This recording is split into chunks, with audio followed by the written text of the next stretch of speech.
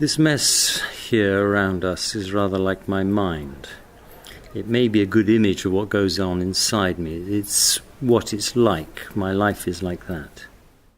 Cette citation de Francis Bacon fait écho au rapport intrinsèque entre l'homme et son espace, et a fortiori entre l'artiste et son espace. Nous sommes à l'Algérie, une ancienne cité industrielle des années 20, que des artistes ont transformée en vaste atelier. Que leur apporte donc cet espace si particulier? Comme pour Bacon, cet espace est-il le reflet de leur existence et conditionne-t-il leur œuvre et inspiration? Ralph, Corinne, Chris et Nico vont tenter de nous éclairer. L'inspiration, ce n'est pas un espace, c'est autre chose. Mais j'aime bien où je suis. Je suis dans mon monde tout le temps. Et j'ai cette ambiance là, dans ma tête, et je peux vraiment concentrer sur le travail.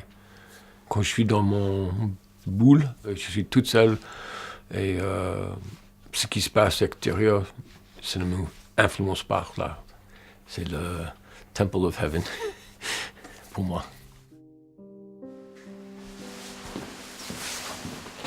Alors, ce qui m'a poussée à m'installer à la Jarry, c'est l'espace. Je retrouve ici un petit sentiment de liberté. C'est-à-dire que, bon, déjà par rapport à mon espace, que je peux aménager comme j'ai envie, sans demander à personne le droit.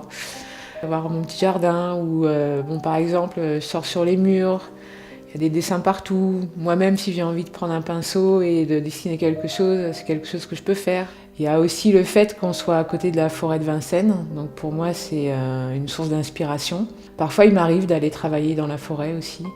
Il y a quelques années j'avais fait un projet où j'ai passé 2 mois et demi dans la forêt. C'est un lieu qui est autogéré par ses habitants. C'est un lieu où on est à l'abri quelque part de la société. C'est-à-dire qu'ici, on peut faire du bruit jusqu'à 3 heures du matin, personne ne se plaint. On peut souder, coller, créer avec une liberté qu'on n'a pas l'occasion d'avoir dans une ville comme Paris. La contrainte de temps est dilatée dans le sens où on peut faire des projets, s'inventer un univers, mais le créer sur 3 mois, chose qu'on ne pouvait pas faire avant d'avoir cet atelier. Parce qu'il y a tout un système de location de studio, de fabrication de décors pour faire ce qu'on a envie de faire nous en tout cas, qui est assez onéreux et qui... Enfin ici on a supprimé toutes ces données, quoi. On fait notre truc à notre rythme, si ça prend 2 semaines, ça prend 2 semaines, si ça prend 3 mois, ça prend 3 mois. Et du coup cet espace, il vit en fonction de nos idées en fait. Grande partie de l'espace influence le travail. On joue avec l'espace qu'on on pense. Et je crois naturellement, je travaille, j'ai besoin de travailler sur le grand format. C'est moi. Les gens se moquent de moi parce que ils disent que tu es typiquement américain, mais je sais pas. Il y a plein de gens qui travaillent sur le grand format. Grande lumière, grand espace. C'est parfait pour moi. Oui, l'espace a forcément un impact sur nos œuvres. Plus on a de l'espace, plus on peut faire des grandes choses. Là, on a 3,05 m de plafond, donc nos projets s'arrêtent à 3,5 m.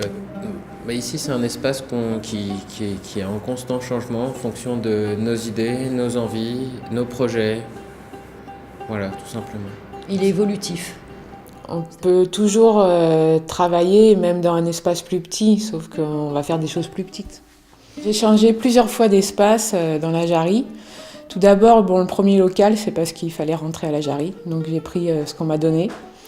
Et puis ensuite, j'ai trouvé un local plus grand.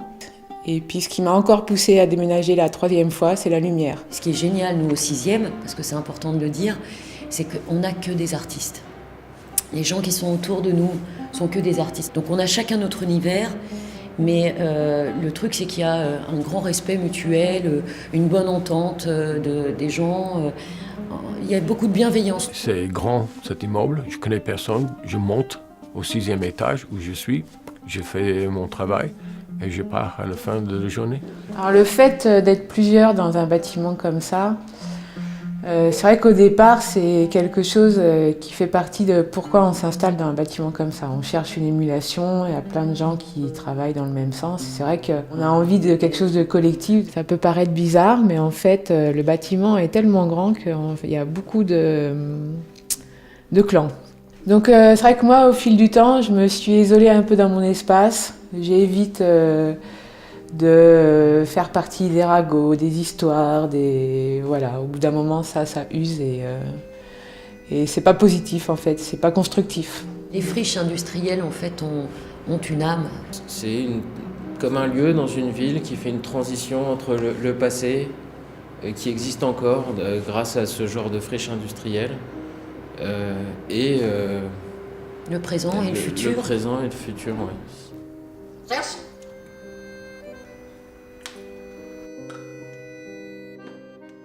Je ne veux pas partir d'ici. Ça, c'est mon monde, c'est ma vie. C'est mon espace où je travaille. Et je suis où je suis ici. Le plus que je peux être moi-même, c'est ici.